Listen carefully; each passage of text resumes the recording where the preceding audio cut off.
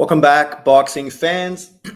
So we're going to be talking about some of the top fighters today and how they achieved undisputed. Stay tuned, pay attention, and leave your comments in the comment section below.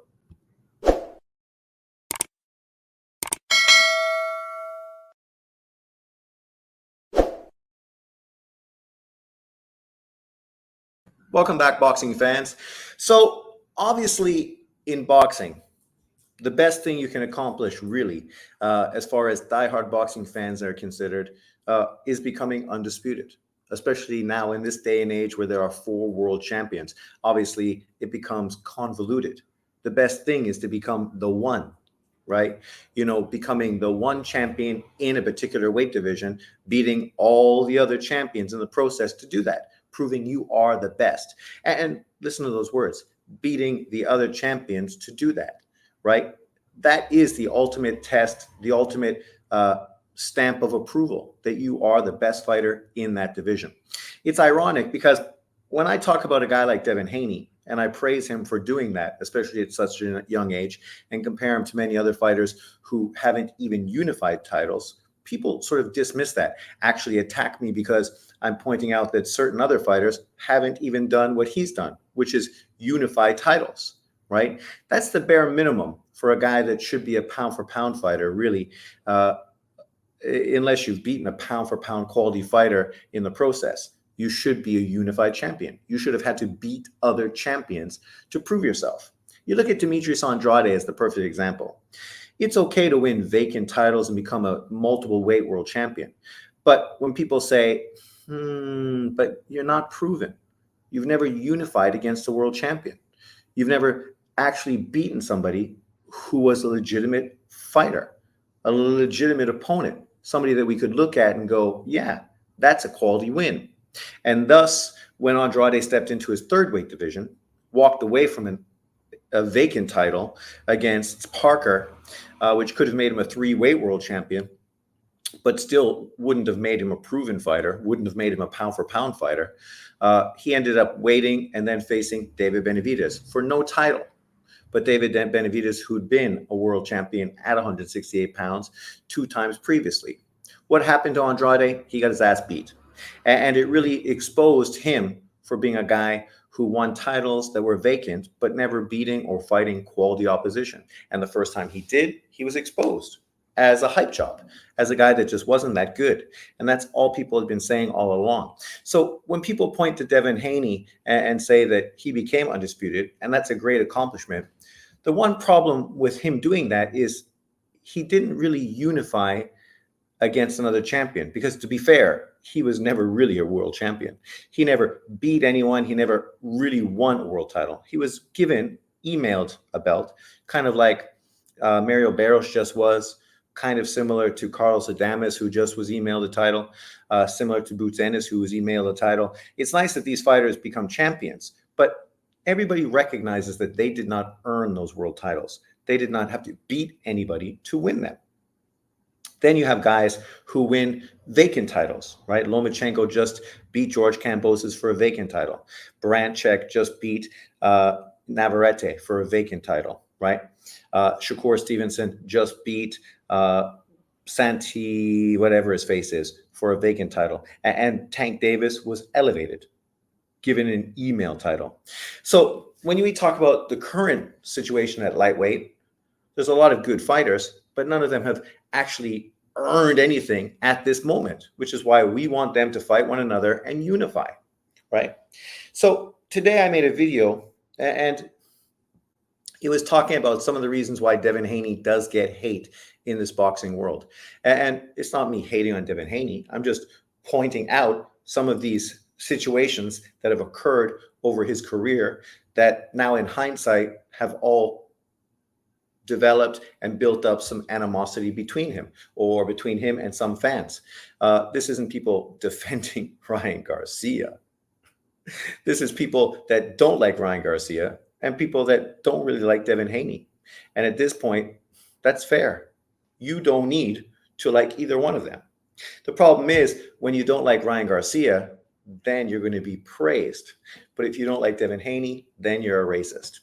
So let's break into this, because I made a statement about Devin Haney only really earning his undisputed by beating one world champion. That's not hate. That's a fact. And when I say that he beat a guy that Lomachenko just fought and got zero credit for, that's also a fact. The guy literally complaining, being a generation, Z guy, complaining, crying, moaning, which is what this new generation of boxers and boxing fans do consistently, is cry and fucking weep consistently about everything. You cannot have an opinion without one of these fucking guys fucking crying over it, right? But let's break this down factually and see if people can come at this and counteract it. So here you go. So undisputed. I'm not going to list everybody who's been undisputed since Bernard Hopkins obviously did it in the modern era. I'm just going to talk about really the top guys right now that are relevant. If a fighter you like isn't mentioned, it's not being disrespectful towards that particular fighter. It just means at this present moment, he's not really relevant. That's all. But let's get to this. So number one, Bud Crawford. Bud Crawford obviously was the first fighter after B-Hop and of course Taylor who sort of redid this in the modern era, right? Crawford, who faced Thomas Delorme, right? Who currently is 26-7-1. He obviously wasn't 26-7-1 when Bud Crawford fought him. But it was for a vacant title. Bud Crawford obviously beat Ricky Burns at 135 pounds, moved up after beating Gamboa to face Thomas Delorme to become a two-weight world champion for, I think, a WBO vacant title. Ended up beating him and then having a few other fights in between, then faced Victor Postol, who at the time I think was undefeated and was a very good fighter. Wasn't well known, wasn't a guy that had fought enough in America to build up a strong fan base or even to be really recognized, right? Obviously, he beat Lucas Matias and stopped him, which was a fantastic performance. Nobody expected it. But this was the Lucas Matias who's never been a world champion and had previously been beaten by Danny Garcia. So while it was a great win, that's what it was, right? And of course, Postol has still been relevant over the years, still fighting top-level fighters, never able to beat them, but still involved, and obviously an older fighter, still representing and doing a very good job. So he's definitely a quality name on Bud Crawford's resume and one to give a check as a top fighter that Bud Crawford faced early on in his career. Then, of course, we have Julius Ndongo, who currently is 24-10. When Bud Crawford faced him, I think he didn't have any losses, was a unified world champion. And that was the final two fights, the final two belts that Bud Crawford needed to become an undisputed fighter at 140 pounds. At this time, what we do also have to remember is that the PBC or Showtime or whoever were still blatantly ducking Bud Crawford at 140 pounds when both Danny Garcia and Adrian Broner blatantly avoided, ducked, and dodged a potential fight with Bud Crawford, which would have been a historical fight and a real fight that could have made Bud Crawford a real legitimate pound-for-pound quality fighter at that time. Some people wanted to use Julius Ndongo to put Bud Crawford pound-for-pound number one, but you've just seen what he's done. At this point, it was too premature to put Bud Crawford as the pound-for-pound number one fighter in boxing based on beating Delorme, Postol, Ricky Burns, Gamboa, and Julius Ndongo. Well, good wins, far from pound-for-pound number one status. But people did that because Bud Crawford, of course, is black, and they refused to have a non-black fighter being represented as the best fighter in the sport of boxing. Even if there was only one world champion in Black American boxing, he would still be recognized as the best fighter in pound for pound by many of these kind of guys because they can't relinquish their dominance of the sport. And this isn't to say that Black American fighters still aren't a strong and integral part of boxing. They are. Bud Crawford's still one of the best fighters in boxing, and we got a lot of great young fighters coming up as well. So Black Americans representing.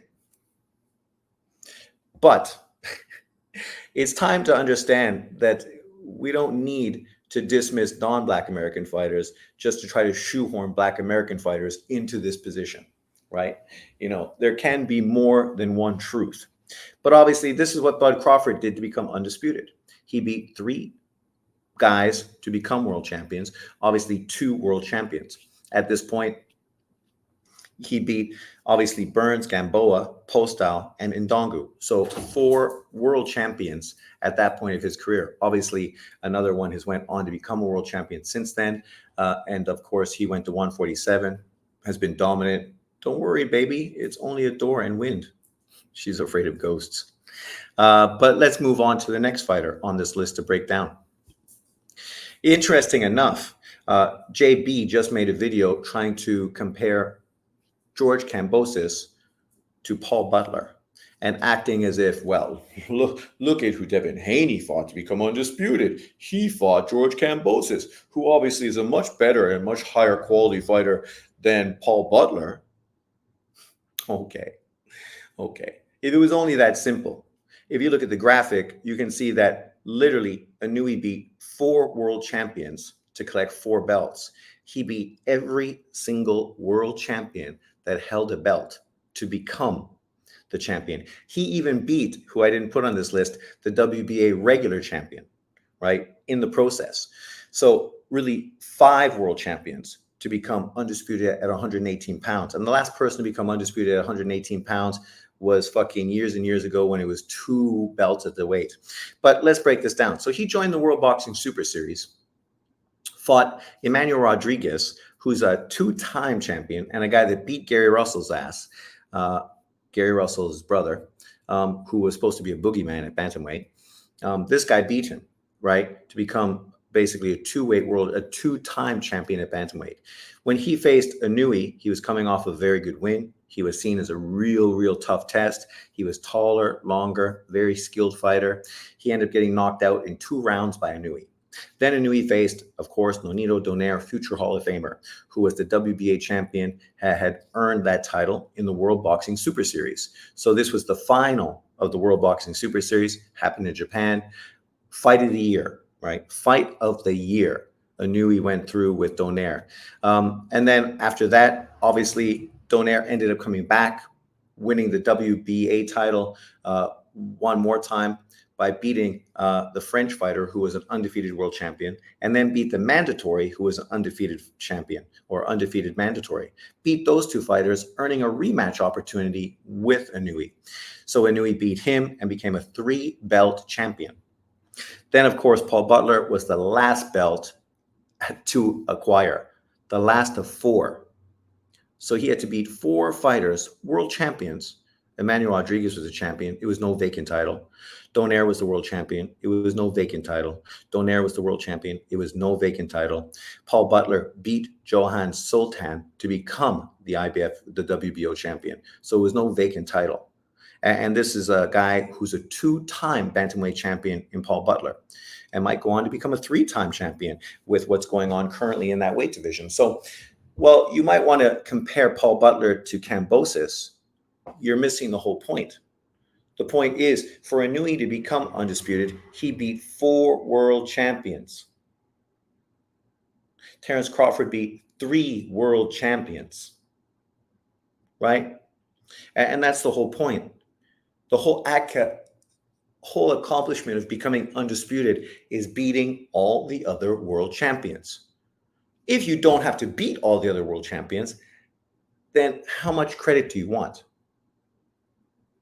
You didn't do the lifting. You didn't do the hard work. You didn't have to prove yourself against different styles. You didn't have to go into a World Boxing Super Series tournament, fight in Scotland, fight on the road to earn these fights, right? Against who knows who your opponent was going to be. But, and the irony in this situation is Inoue is a 2-weight undisputed champion. And I'm only highlighting his first undisputed division, just like Bud Crawford, who I'm only highlighting his 1 division, right? These guys have done it twice. Obviously, Crawford did it by beating 2 fighters, Errol Spence, who did a lot of the hard lifting, and Jeff Horn, 2 champions, right? For his 2nd division. Inoue, similarly, fought Stephen Fulton, a unified undefeated champion who was supposed to school him because he'd never fought a black fighter. And then, of course, the guy that beat MJ Akhmedov, the tough Filipino fighter who was a unified champion. So he had to beat 2 champions. to become a two-weight world champion. So both him and Crawford have done it twice. The second time was easier than the first time. And if we put it together, Crawford had to beat 3, 4, 5 champions to become a two-weight undisputed champion. Inoue had to beat 6 world champions to become an undisputed champion in 2 divisions. So that's the whole point of praising these fighters. They did the legwork, they did the lifting. Other people didn't have to do it, and then they just snuck in there and benefited based on a stylistic matchup. They literally went and did the work. But let's keep moving on. So I get to Alexander Usyk, who again is another undisputed champion in 2 weight divisions. You see the trend, right? This is why I put Crawford, Inoue, and Usyk 1, 2, and 3 in whatever order you want to. I don't mind. But the point is, these 3 fighters have done what no other fighter in history of boxing, men's boxing, has done, which would become 2-time 2-weight undisputed champions. Usyk, of course, did this in cruiserweight, so that's what I'm listing. You can see right here the numbers: 4 world champions. Obviously, he beat Glonaki, the Polish fighter, to become a champion. Then he faced, obviously, Marius Briedis, who just gave Jay Opetaia a great fight, literally this fucking year. And this fight was years ago, and that was a great fight. Marius Briedis, part of the World Boxing Super Series, performed great. And then he beat Briedis, and then he faced Murat Gassiev to become undisputed at that weight division, winning all 4 titles, and 2 of those being part of the World Boxing Super Series, right? Again, winning a tournament setting where you don't know who your opponents are. You can't pick and choose who you're going to fight. You're getting whoever is the champion in front of you. And literally, he fought all 3 of these guys on the road. So not even with home court advantage. And then just to solidify his deal, he beat Tony Bellew, who was recognized as the, what do you call it? The lineal champion at cruiserweight, because obviously he became a champion and then left the division undefeated. So then he went to England and fought Tony Bellew for the lineal title, doing exactly what Mike Tyson had did back in the day when he fought Michael Spinks. Even though he had all the titles, people said, well, it's not a lineal. He didn't beat the guy that beat the guy that beat the guy that beat the guy. So Mike Tyson knocked out fucking Michael Spinks in 1 round. Usyk went to England, beat Bellew to become the undisputed champion. So here he had to fight 4 world champions to become undisputed and recognized as such, and start being compared to the great Evander Holyfield in this conversation. So this is why these 3 fighters get so much praise from me, and why they're all ranked in the top 3 of the pound for pound list, unlike other fighters who have not even come close to accomplishing what these fighters have done.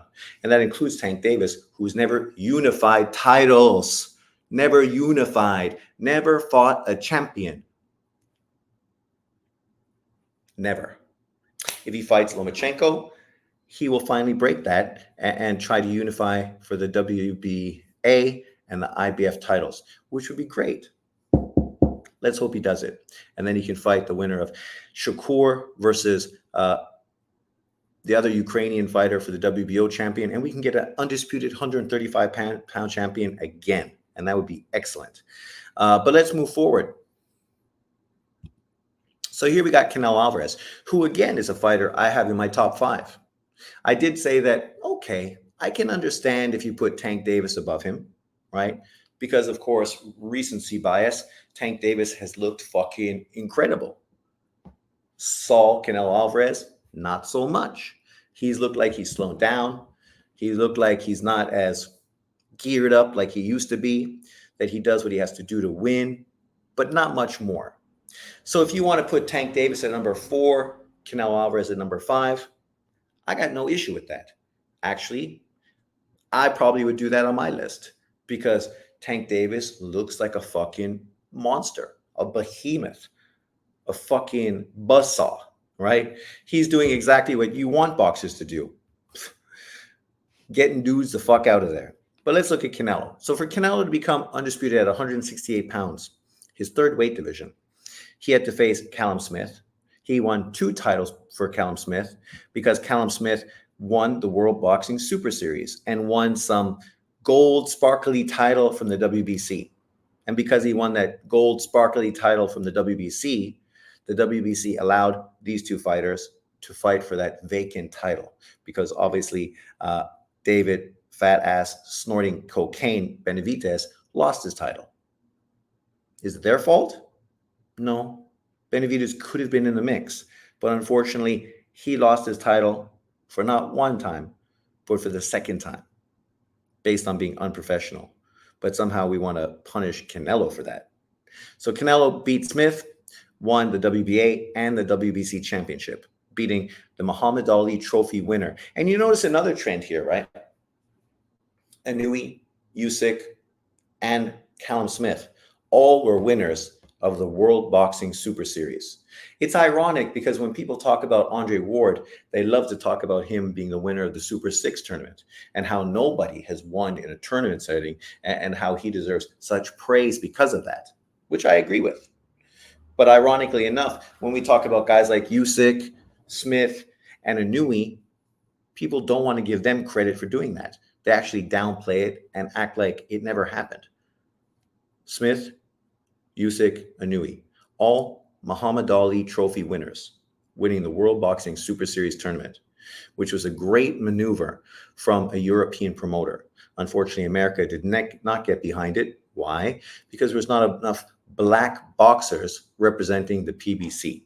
So then basically these guys ignored it, downplayed it, dismissed it, and now act like it never happened. Tell me I'm lying. But he beat Smith. Then he went on to beat Billy Joe Saunders, right? A guy that stylistically was going to give him trouble. A boxer, a mover. You know, we saw what Erislandy Lara and Floyd Mayweather did with Canelo Alvarez and his slow feet and low punch volume. Billy Joe Saunders is easily going to outbox him. And then, of course, he fought Caleb Plant. Caleb Plant's better than Billy Joe Saunders. He's a black man reincarnated as a white man. He's a white man representing black men. He's on champ side's pound for pound list until, of course, this fight gets signed. And then he falls off the list because, heaven forbid, we have Canelo fight somebody that's represented. And if he wins, then now we got to represent him. But he literally crossed over to the PBC to get that final title, giving this D-side fighter A-side privilege just so he could get undisputed. Because, of course, he got fucked over at 160 pounds when the IBF basically torpedoed his run for undisputed by forcing him to fight fucking who knows, Derevchenko, I think it was, instead of allowing him to fight Demetrius Andrade for his title, for the WBO title. They said, no, you got to fight your mandatory. They went to purse bid. Derevchenko refused to fucking take whatever offer was offered. I don't know how that fucking works. I don't know how the B side gets to dictate how much money he's being paid. But he walked away from that fight, and thus the IBF stripped Canelo Alvarez, even though he went into negotiations, offered this guy a career high payday. So Canelo said, fuck all of you, and jumped up to 175 pounds and knocked out Kovalev to become a 3-weight world champion. And then came down to his 4th weight division to become undisputed, beating 3 undefeated world champions in the process.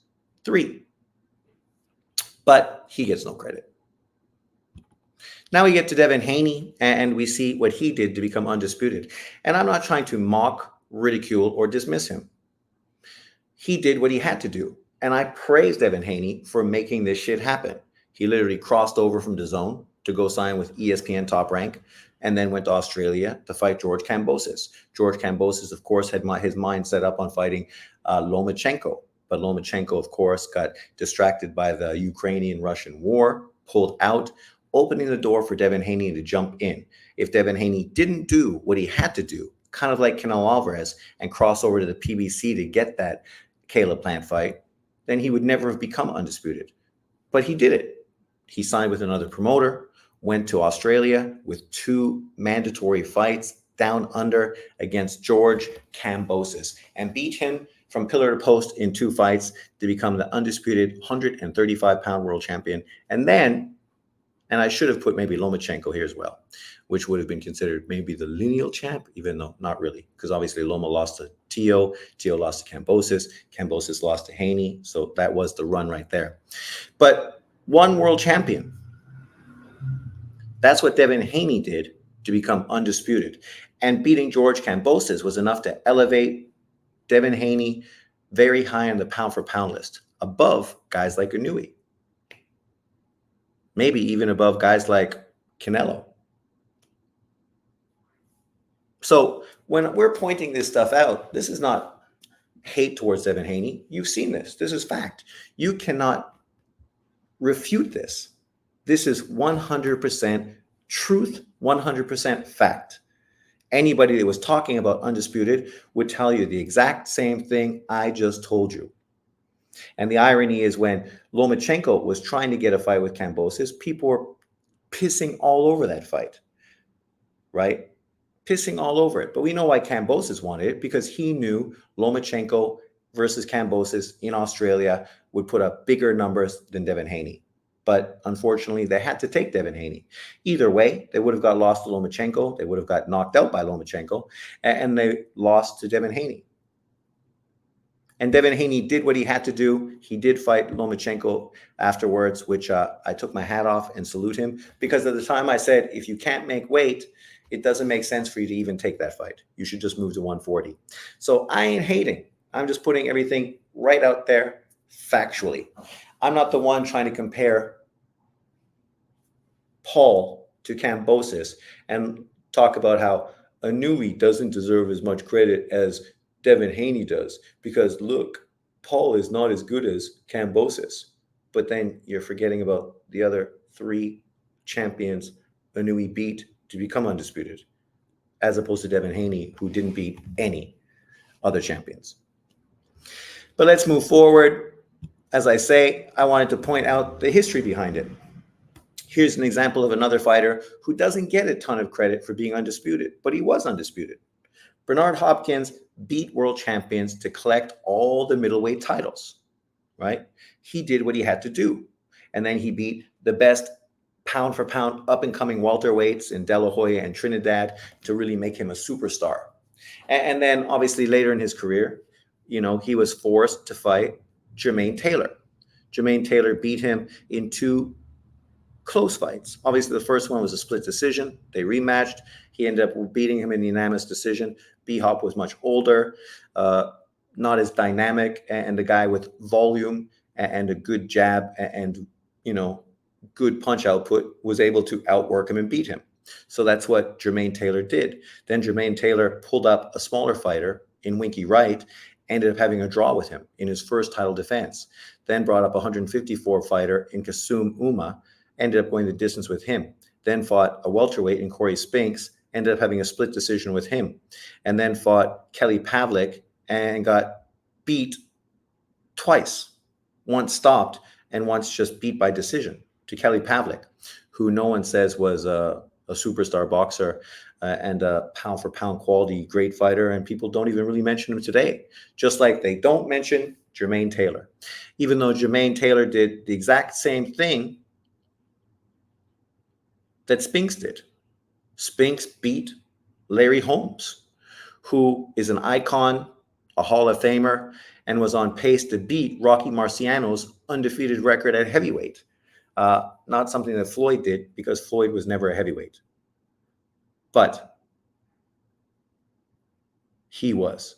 And unfortunately, Larry Holmes got beat in a fight many people felt was a fix. People didn't think Larry Holmes deserved to lose to Michael Spinks and then lose in the rematch as well. And some people feel the same with B-Hop, but B-Hop obviously moved up in weight to 175, went on to become a 2-weight world champion, had big fights, made a lot of money, and it is what it is. Whereas Jermaine Taylor, his career fell apart after Pavlik, drug issues, jail problems, and he is recognized more for those issues than he is for an undisputed world champion. So this is the problem. When you literally beat one guy to become undisputed, you can't expect to get as much credit as a guy who actually beat all the other champions to acquire all the belts, because literally they did the hard lifting. That's why people praise Lomachenko, because Lomachenko moved up from 130, where Tank Davis and every other champion was blatantly ducking him. And people dismissed it, downplayed it. If it was the other hand and Lomachenko was ducking Tank Davis, people would have made a million fucking and one videos about it. They would have shit all over Lomachenko. It would have been the biggest story ever. But because it was a black American fighter, Tank Davis, people actually made excuses and allowed him to blatantly duck unification against everybody, not even just against Lomachenko. So Lomachenko moved to 135, faced Linares, who was making his 7th title defense at lightweight and was Ring Magazine's #1 lightweight. Then he beat Pedraza, and then he beat Campbell for the vacant WBC title because, of course, Mikey Garcia blatantly ducked him to go fight fucking Errol Spence to end his career for a bit of a payday. So congratulations. How did that work out for you? You could have still got a pay-per-view fucking fight with Lomachenko. Potentially could have had multiple fights, and you probably would have extended your career and done far more with your career, as opposed to jumping up 2 weight divisions and being used to make Errol Spence into a pay-per-view star. But okay. And so then the last belt was him against Comey. But instead of facing Comey, in hindsight now, you know, sometimes Bob Arum and these people in control kind of fucked up Lomachenko and kind of threw him off. Because think about it. He did not need to be stripped of his WBC title because the WBC never mandated him to fight Devin Haney, right? He was scheduled to face Lopez for unification. Unification trumps mandatory. So he could have still kept his regular WBC title, and that other bullshit belt never needed to be created. And then literally we would have had one undisputed champion at 135 pounds. The way it played out, it would have been Teofimo Lopez. But unfortunately, things played out the way they did. But then Comey was also being scheduled as a Lomachenko opponent. But Top Rank felt that, okay, maybe economically it makes more sense for us to have Lopez fight Comey to become a world champion. And then if he's a champion, now we can really sell that fight between him and Lomachenko. And that fight obviously is a pay-per-view fight, whereas a Lomachenko-Comey fight isn't. But now in hindsight, if Lomachenko would have fought Comey, he would have become undisputed. And that fight easily could have been done instead of a Lopez-Comey fight.